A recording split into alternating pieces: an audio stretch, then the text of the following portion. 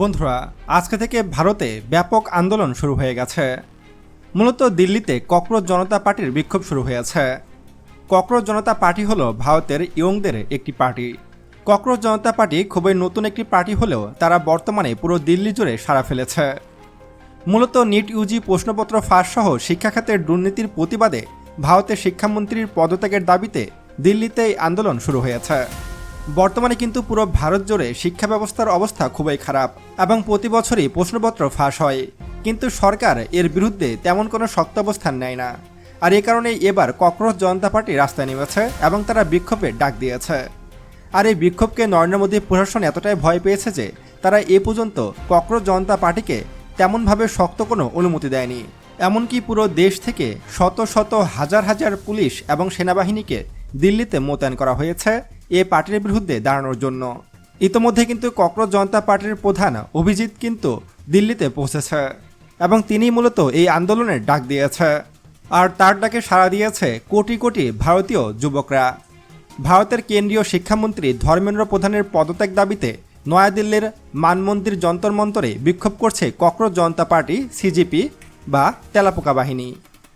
শনিবার দলের প্রতিষ্ঠাতা অভিজিৎ দীপকে যুক্তরাষ্ট্র থেকে দিল্লি পৌঁছানোর পরে পুলিশে কর্মসূচি আয়োজনের অনুমতি দিয়েছে, কারণ অনুমতি দেওয়া ছাড়া তাদের আর হাতে কোনো উপায় ছিল না। বর্তমানে রাতারাতি ককরোচ জনতা পার্টি এতটাই জনপ্রিয় হয়ে গেছে যে তাদের সোশ্যাল প্ল্যাটফর্মে মিলিয়ন মিলিয়ন ফলোয়ার, এমনকি তারা বর্তমান ক্ষমতাসীন দল বিজেপিকেও ছাড়িয়ে গিয়েছে। দেখুন বন্ধুরা, ককরোচ জনতা পার্টি বা তেলাপোকা পার্টি কিন্তু বর্তমানে আন্দোলন শুরু করেছে। আর এটি কিন্তু ভারতের ইতিহাসে প্রথম কোনো জেনজি আন্দোলন।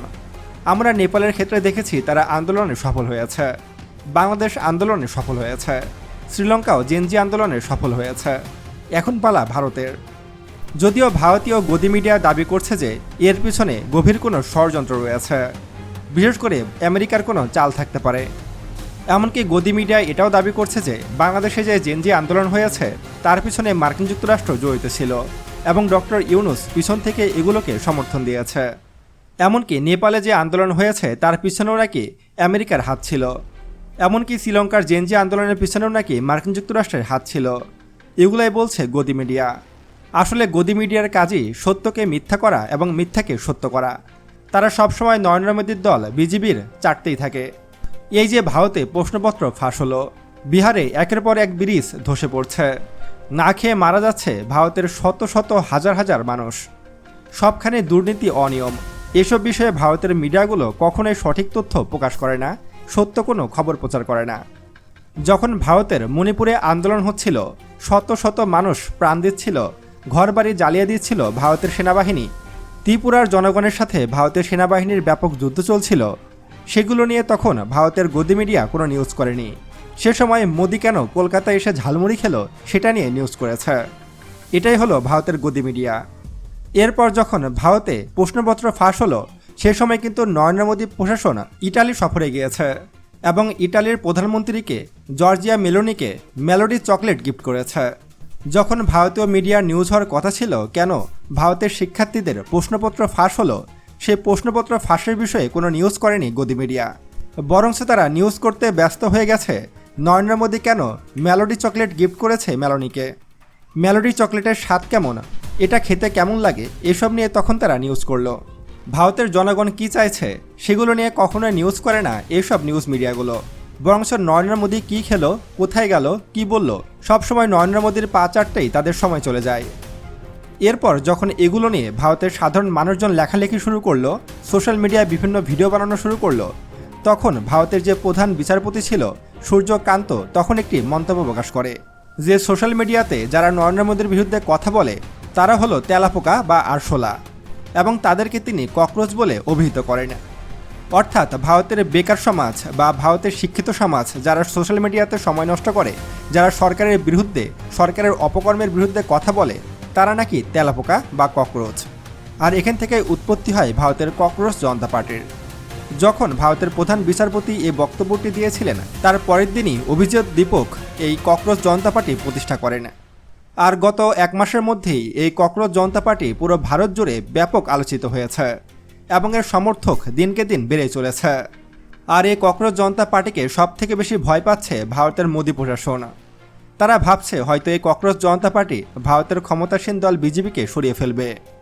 আর এ কারণে যখন ককরোচ জনতা পার্টি দিল্লিতে একটি আন্দোলনের ডাক দিয়েছে বা একটি বিক্ষোভ মিছিলের ডাক দিয়েছে, তখনই কিন্তু নরেন্দ্র মোদী প্রশাসন সারা ভারত জুড়ে হাজার হাজার পুলিশ বাহিনী সেনাবাহিনীকে দিল্লিতে মোতায়েন করেছে, যেন কোনোভাবেই এই ককরোচ জনতা পার্টি আন্দোলন করতে না পারে।